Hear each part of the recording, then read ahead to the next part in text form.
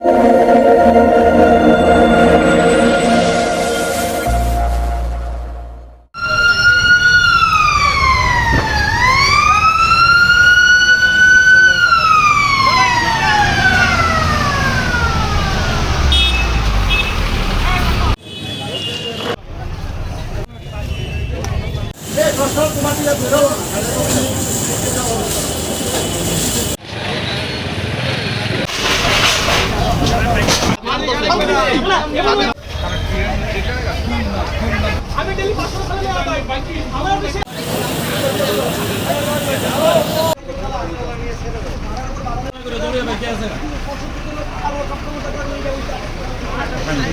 it is not your liability because you have already rented the person. No, this is all about business. Nothing more. This is a commercial. It is all about business. Okay. It's all about business. Nobody can give you a single penny without appropriate. আমি বাড়িতে ছিলাম না, তখন আমার ফোনে বলা আসলো যে আগুন লেগেছে। আগুন লাগার পেছনে আমি যত দ্রুত সম্ভব আসার চেষ্টা করলাম।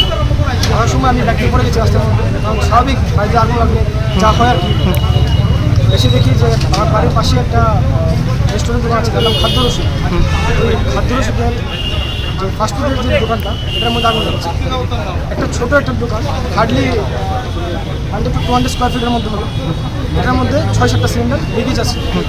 লিকেজ থাকার দরুন ওখান থেকে আগুন লেগেছে। আমি জানি না ওরা কোনো ফায়ার সেফটি ছিল কিনা, থাকতো তাহলে আজকে এরকম অবস্থা হতো না। হলো আমি হলো আমার পাশের বাড়ি, ফায়ার সেফটি এসেছে এবং ওনারা 6টা সিলিন্ডার নষ্ট করেছে, অভিযোগ করেছে। ধন্যবাদ। যদি আজকে না করতে হলে আমার বাড়ি পুরোটা উড়ে যেত। আমার কথা নয়, ওনারাই বলছে।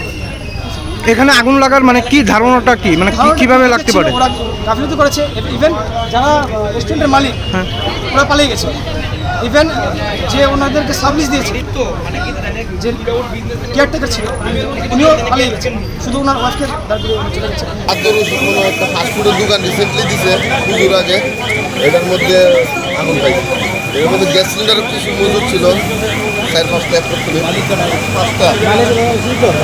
তারপর আমরা গ্যাস সিলিন্ডার তো ভিতরে আনছি, ভিতরে বাইরে নিয়েছিলাম। আমরা যতটুকু এরকম চেষ্টা করছি আগুনটা আয়ত্ত আছে। কি পরিমাণ ক্ষয়ক্ষতি হয়েছে মনে হয়? তারপরে তো ইনভেস্টিগেশন পরে আমরা পরে আচ্ছা, একটা এই ছোট্ট দোকানের মধ্যে একসঙ্গে 5টা সিলিন্ডার, এটা কি মানে রাখা যায় আইনভাবে? না, এই সঙ্গে এতগুলো আইনগতভাবে এই দোকানটার মধ্যে যে এরিয়া, এই স্কোয়ার ফিটের 5টা সিলিন্ডার রাখা যায় না। আর এটার মধ্যে এরকম কোনো ফায়ার সিস্টেমও নাই। ফাস্টফুডের দিন না আমরা এটার সম্বন্ধে আমরা কোনো ইয়ে নাই, মানে এটার মধ্যে ফায়ার সিস্টেম আছে বললে আমরা কোনো মানে এরকম দেখতে পান। যেসব দোকানগুলি জনবসতি এরিয়াতে আছে তাদের অগ্নি নির্বাপক ব্যবস্থাপনা আছে কিনা, যদি কোনো ফায়ার ইনসিডেন্ট হয় সেভাবে কীভাবে এটা আটকানো বা রক্ষা করা, সেদিকে ব্যবস্থা গ্রহণ করা আছে কিনা সেগুলি প্রতি দেখার জন্য আমি কালকেই নির্দেশ দেবো। আমি চেষ্টা করবো সমগ্র আগরতলা শহরে বিশেষ করে গণবস্তিপূর্ণ এলাকায় যেগুলি রেস্টুরেন্ট আছে সেগুলি ট্রেড ডেস্ক আছে কিনা, সেগুলি নিয়ম মেনে কাজ করছে কিনা, এবং এই ধরনের অগ্নিকাণ্ড হলে রক্ষা করা যাবে কিনা, দোকানসহ মানুষকে জীবন এবং সম্পত্তি রক্ষা করা যায় কিনা, সেই ব্যবস্থা আছে কিনা সেটা আমি দেখবো। দেখে যদি দেখা যায় যে এটা নেই, তা বন্ধ করে দেবো। সেক্ষেত্রে কোনোরকম চাপ বা কোনোরকম পুজোর চলবে না।